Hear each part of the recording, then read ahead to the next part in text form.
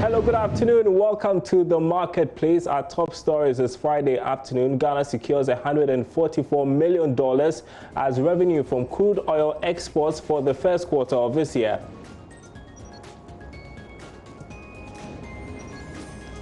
Also coming up, cedi losing ground against major trading currency, the US dollar. How much has the COVID-19 pandemic contributed to that? We would find out. And the Private Enterprise Federation is warning of more layoffs as firms struggle to stay in business as a result of COVID-19 shocks. My name is Darrell Kwao. Thanks for being with us. Details right after the break.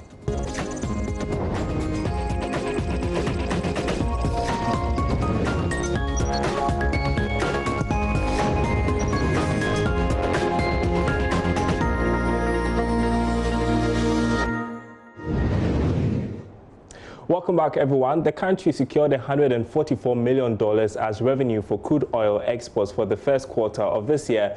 This is contained in the Petroleum Receipts and Distribution Report for the first 3 months of this year. Aboagye-Wiafe has more.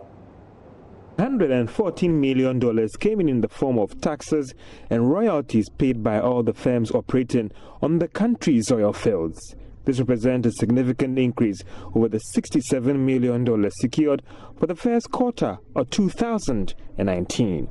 The $114 million came from about 8.5 million barrels of crude oil that was exported for the first quarter of this year. The data from the Ministry of Finance showed that in terms of exports from Ghana's share from the two oil fields, that is TEN and Sankofa, about $118 million was secured from its exports. It also revealed that each barrel of crude was sold between $62 to $63 during the first quarter of this year. Other petroleum receipts like income tax and royalties brought in about $51 million, with Anadako paying the highest in terms of a corporate tax of $14 million. However, for many, the concern will be whether these earnings can be sustained for the rest of the year, looking at the way prices of crude oil in the international market are declining and its impact on government's expenditure and revenue going forward for this year. Now, after a rather impressive first quarter, the cedi is losing ground against its major trading currency, the US dollar, and entering the depreciating mode. What's happening and what does the future look like, especially during this period we are battling a pandemic? Joining me with some insight is economist with Data Bank Research, Courage Mate. Great to have you this afternoon on the marketplace, Courage. Let's begin from the impressive first quarter of the year and explain to us what is contributing to what was contributing then to the city's impressive performance. Hi, Courage, can you hear me? Hello, Darrell, can you hear me? Yes, I can hear you loud and clear. So I was asking you to just tell us about Hi, Darrell. Yeah. Can you hear me? I can hear you. Can you hear me? I don't know if... So... all right. Great. Yeah, so during the first quarter of this year, we had the cedi mounting some strong challenge against the international currencies, and it really appeared to have won the battle significantly when the gains against the major currencies actually hit peak of over 4% as at the end of February. But what we noticed is that from the first week of March, when the oil market entered a price war, there was a collapse in oil price, and foreign investors on our financial market began to exit cedi denominated bonds and our local currency market.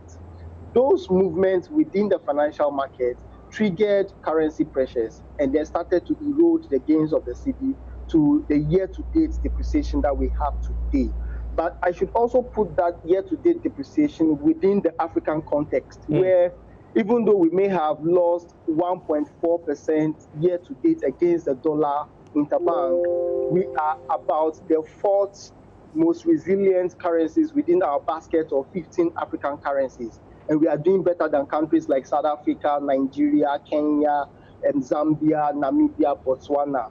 And that is quite strong. You know, if you look at those who have beaten us, like Kenya, like Egypt, who have strong reserves position. So I think, in effect, the corona effect on the cedi would likely play through the financial market rather than the impact it will have on our trade balance and current account position. Okay, so I see that you tell us that, compared to other countries, we are doing quite well. So is it that we are downplaying the depreciation that we are experiencing at this point? Not about downplaying, but about doing relative analysis, right? Because if you look at the city's performance year to date, a loss of 1.4%, you want to measure that against a certain standard. One of the standards you want to measure against is your own standard. So at this time last year, what did I do? At this time last year, the city lost over 6% against the US dollar. Same time this period, we've lost 1.5%. Are the losses slower now? Obviously, they are slower. Now measure that against our peers, because we are all confronted with the same global context. So how are their currencies reacting versus the way we are reacting? That can give you an indication of your fundamentals, so that if you don't suffer so much losses, then it is either your fundamentals are absorbing the shock very well, or your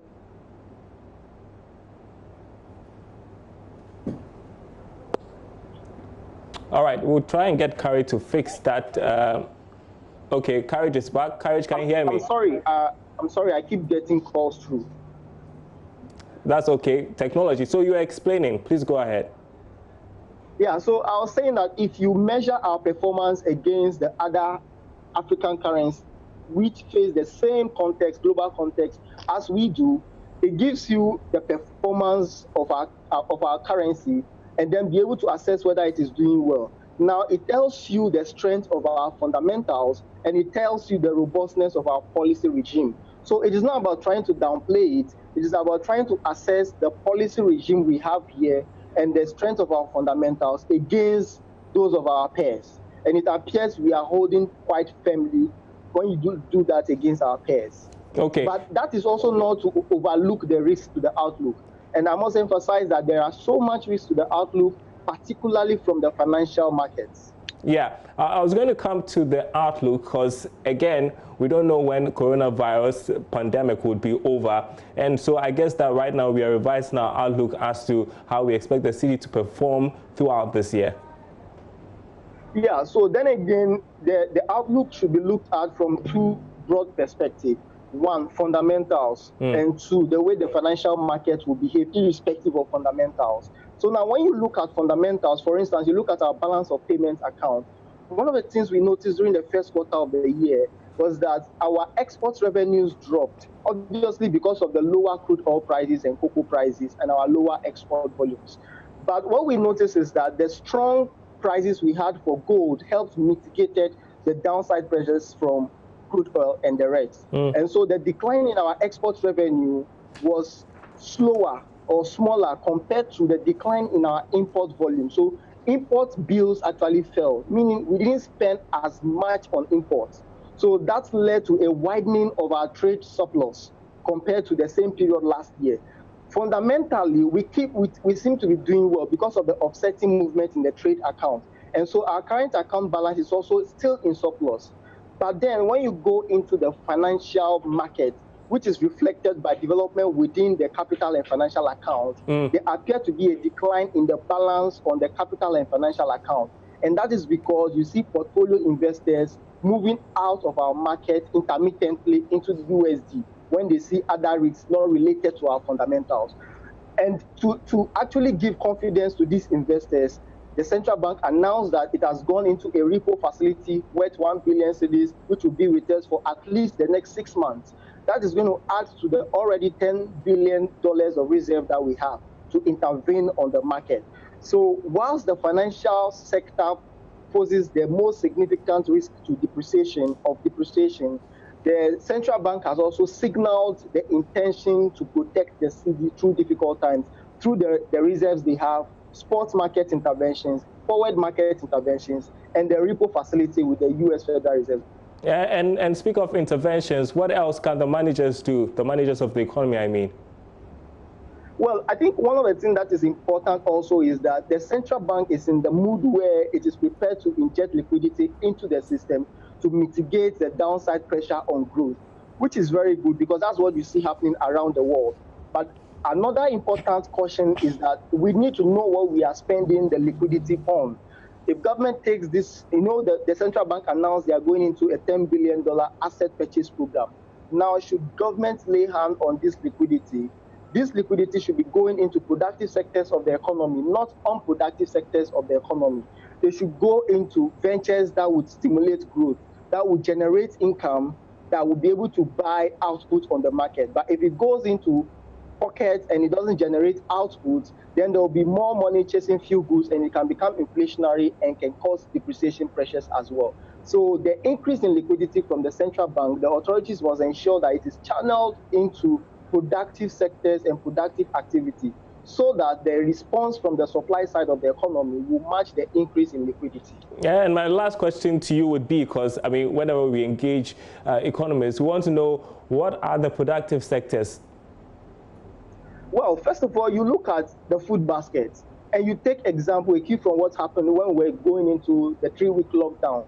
When people front-loaded demand for food items, you saw the spike in food inflation. There was a shock to food supply. So very quickly, you want the government to spend on food production, moving us towards food sufficiency or self-sufficiency in food production, so that that side of the supply chain can be worked on and support the increase in demand or the potential spike in demand as we go along, when people become apprehensive. And actually, to be very confident, or to put forward some confident commentary, we have the Planting for Food and Jobs program, right, which should serve as the basis to expand on the food production side. So I think food production will be the first thing to look at. Once we achieve self-sufficiency in food production, we can then drive up into the value chain. All right. Thank you very much for your perspective this afternoon. Courage Marty there with DataBank. We appreciate your time with us this afternoon. You're watching The Marketplace. Expect more layoffs in the coming months as firms struggle to stay in business as a result of COVID-19 shocks. That's warning coming from the Chief Executive of the Private Enterprise Federation, Nana Osei-Bonsu. Most businesses have been forced to shut down their operations, whilst others have had to cut workers' salaries to mitigate the impact. Speaking on PM Express, the business edition, Nana Osei-Bonsu said many firms are under pressure and are finding innovative means to survive. How do businesses operate?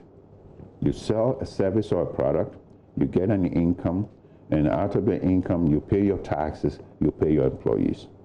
If you're not selling, you're not creating any income stream.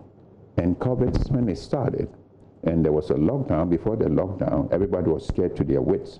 So there's no activity, there's no patronage, there's no income stream.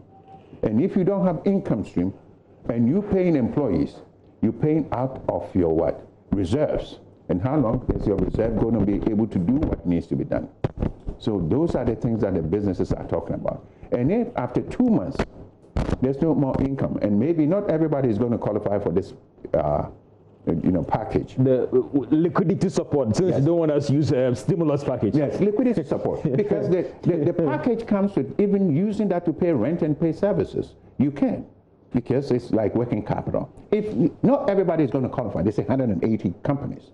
If you don't qualify, what are you going to do? Where are you going to get? So layoffs are inevitable. Of course.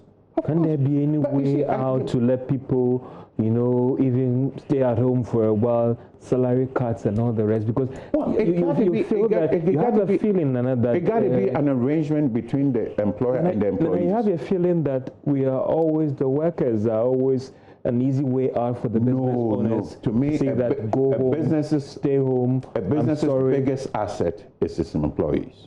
So it's not that the employee is the one that can be sacrificed. And I won't mention the company. There's a company in question that, listen, they were asking their workers to go home. But still, the directors were still having those fat packages still being maintained. You have a director's emolument that could take about 20 workers. And that director is still enjoying that, and you're asking about 50 workers to go home. George, there's always going to be businesses that are bad business people. There's always and that situation is a bad business. It's definitely a bad business because you have employees, you're sacrificing the employees for your single individual benefit. That is untenable. So if a business is serious about maintaining standards, because this thing is going to come and haunt you tomorrow. At the end of the COVID, when you're trying to restructure and recover, those people that you let them go, word of mouth is going to spread that this is not a company you work for. A lot of people wouldn't work for a company without corporate social responsibility. A lot of people would not work for a company that doesn't treat its employees well. So to me, as I said, the best asset of a company is its employees. Right, now the Ghana Association of Savings and Loans Companies continues to assure customers of a strengthened sector despite the COVID-19 shocks. Executive Secretary Aboagye-Wiafe spoke with my colleague Prince Apia when the association donated medical supplies worth 40,000 Ghana cedis to the Kumasi South Hospital to support the fight against COVID-19. As the COVID-19 cases in Ghana continue to rise, business activities have been affected as a result, especially the operations of financial institutions in the country, because majority of their clientele are in the informal sector. But leadership of the Ghana National Association of Savings and Loans Companies says this is the time for members to keep upgrading their staff to keep the trust of the few that still do business with them. Executive Secretary Aboagye-Wiafe has been speaking to Love Business. And what we want to encourage the savings and loans companies is that they should continue to build the capacities of their employees, from the security man at gate, the cleaner, the teller, everybody, because everybody play a critical role. And let us all be each other's keeper.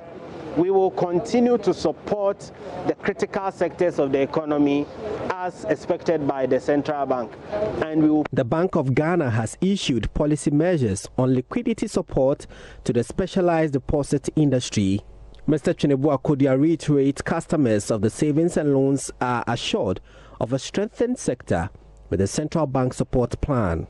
We encourage the customers to go back to their respective savings and loans and continue to do business with them.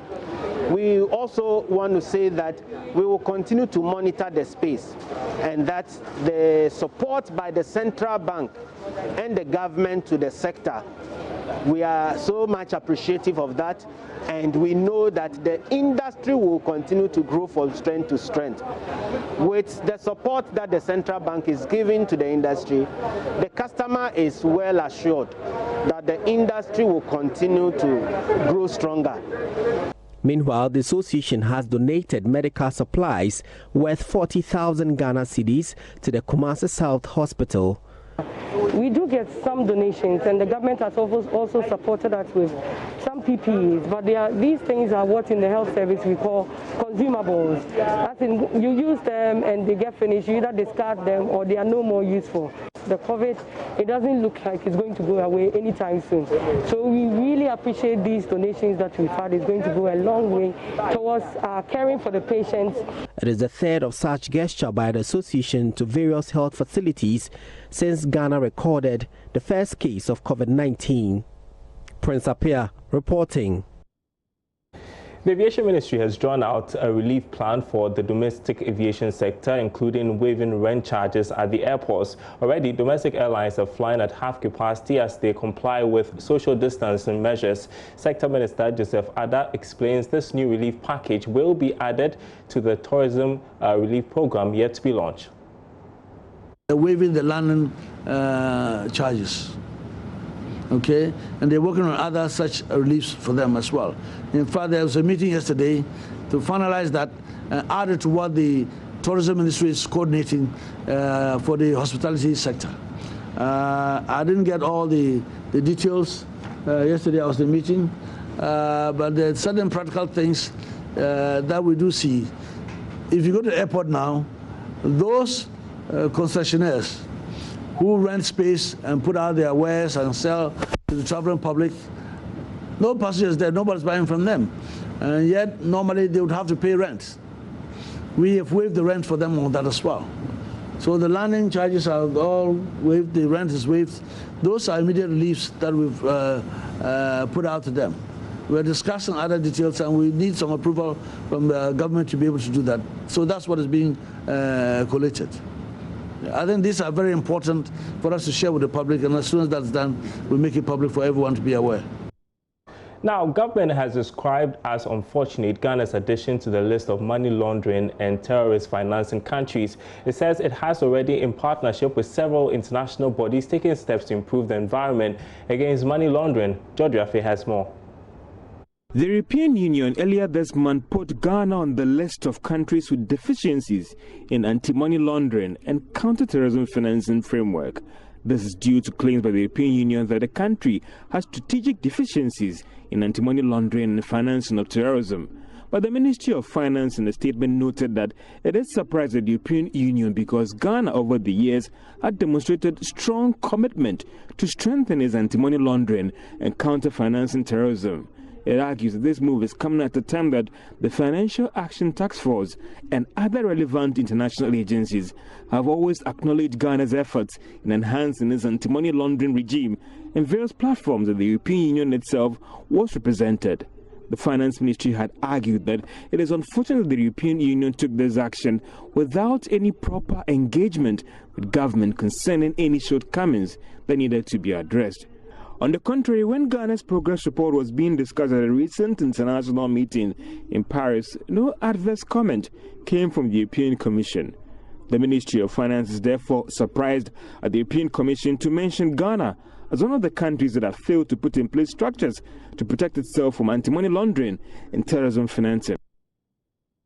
Government statistician Professor Samuel Kobnenim has advised potential job seekers to disregard rumors of job offerings through social media. According to him, some unscrupulous people are using the name of the statistical service to take monies from job seekers in the name of getting them recruited for the national census. Professor Nim warns the corporates to desist from the practice or face the law when caught. It's come to the notice of Ghana Statistical Service that some fraudsters are demanding monies from unsuspecting applicants who would want to work with Ghana Statistical Service in different capacities to ensure that we cover the whole country and cover it well in terms of quality data. And some information is on the social media that we have engaged some individuals using mobile money accounts to collect money from prospective, unsuspecting applicants, indicating that they can offer them a job on the census or give them a place of their choice. We want to put on record that Ghana Statistical Service, first of all, has not engaged any individual or agency to collect money from any person in the hope that that person would get a job or that person would place in a district of his or her choice. Ghana Statistical Service does not operate a mobile money account. Ghana Statistical Service is a government institution, and for all those that we engage to offer services for us, we do not take money from them in this regard. What we do is to assess your CVs to identify whether you are better suited to be a supervisor, to be an enumerator, or to help us at the headquarters in terms of consultancy services to ensure that we conduct a smooth and successful 2020 population and housing census. Thank you. Thank you very much. Well, let's turn to COVID-19 and the support being rendered by corporate institutions. More of them are taking steps to support and resource the Noguchi Memorial Institute for Medical Research. The latest is telecoms giant MTN, which has presented items worth 42,000 cedis to the Medical Research Center, whose services are critical in the fight against COVID-19. There's more in this report. Presenting the items, Corporate Services Executive of MTN Ghana, Samuel Cranton, said the donation followed a request from the Institute to help support its administrative work for effective and efficient data management. MTN has been supporting the health sector since the inception of this pandemic. We have supported through zero-rating health sites. We have supported through zero-rating various educational sites, and we continue to support. So when the request came from Noguchi, it wasn't something that was very difficult for us to do. For his part, the director of the Institute, Professor Abraham Kwabna Anang, thanked MTN Foundation for their timely intervention. He assured Noguchi is in a better position to deliver on their mandate. Now it means that we are even in a better position to deliver the testing results, which is one of the most important components of it. Since the outbreak of the pandemic, MTN Foundation has presented 5 million cedis to support the government's efforts in the fight against COVID-19. And that's the marketplace this afternoon. Thanks for watching, everyone. There's more news on our website, myjoyonline.com/business. We'll have some more business news on Business Live at 5 p.m. Do join us. My name is Darryl Kwao. Thanks for watching.